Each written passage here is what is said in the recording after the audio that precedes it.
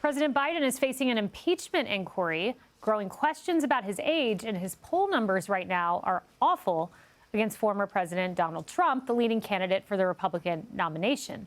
Trump's winning in 5 of the 6 swing states in that New York Times Siena poll, with his lead increasing since July. So now it appears the administration and the left-wing media have been turning up the Trump alarmism, especially following these remarks from the former president. You are promising America tonight you would never abuse power as retribution against anybody. Except for day one. Except Look, what? he's going crazy. Except for day one. He says, you're not going to be a dictator, are you? I said, no, no, no, other than day one. We're closing the border, and we're drilling. After that, I'm not a dictator. Well, that sent the media into a frenzy, generating headlines like Donald Trump's dictator. Promise is no joke. Trump's dictatorship is increasingly inevitable, and MAGA extremists are cheering Trump's dictator comments. And Mark Thiessen, this all came after Morning Joe Scarborough said that Trump would execute people. It's just amazing. They're their own worst enemies. It's like when you talk about Trump as a dictator, that just makes people go, they think you're not serious. I mean, look, I'm not surprised that they are afraid that they could lose to Donald Trump, because Joe Biden is the most vulnerable incumbent president in modern political history. If you look at the 538 average of polls, he is the most unpopular president since World War II. 11 points more unpopular than Jimmy Carter at the same point in his presidency. So this is an extremely vulnerable candidate. And so I understand that Democrats are worried they might lose to him, but I'm worried that Republicans are not more concerned that Trump could lose.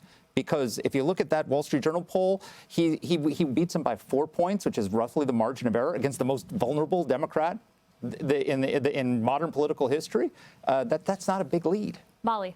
I think one of the things they're greatly concerned about is just the consistency of the polling they've seen, where Trump is polling above Biden since mid-November and still consistently today. Back in November, Trump beat Biden, Newsom, Harris, Manchin by 4 points. Everybody, he was leading. And now, even now, just earlier in this month, the Fox survey also showing Trump with 49% point in the national Republican primary. So he's leading consistently in the polls within his party and the polls against all of the Democrats, including, and most concerning for the Democrats, of course, their candidate, Biden. That's really the big concern, is how consistent and long this has been. In the CNN poll this week, Trump leading in Michigan and Georgia.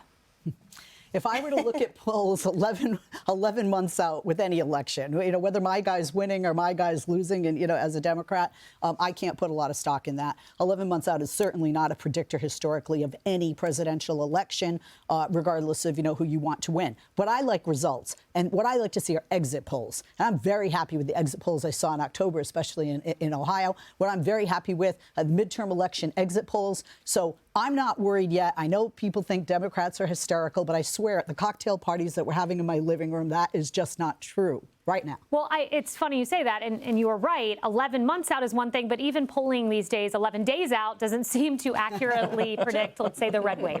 And the Democrats might not be hysterical, but the media is, and it's making them sound like they are. So just recently, The Atlantic published an entire special issue blaming Trump, saying how a second term, if Trump gets office, could shatter norms with the courts, education, the military, foreign policy, immigration, abortion rights, science, gender. I mean, the only thing they're not blaming on him potentially is what the planet exploding. And the whole point is this is being stoked by the Biden. Yeah, right, exactly. I'm sure that's coming on Monday. It's the Biden administration that has nothing else to sell. And Liz Peek wrote a fabulous article where she said, look, the sudden surge in scaremongering, because Trump might win, because Biden has nothing else to run on, and because it worked before. So it's essentially the clutch of the Biden administration. It's a big bet, them thinking it'll work again amid these high inflation numbers. Hey everyone, I'm Emily Campagno. Catch me and my co-hosts Harris Faulkner and Kaylee McEnany on Outnumbered every weekday at 12 p.m. Eastern, or set your DVR.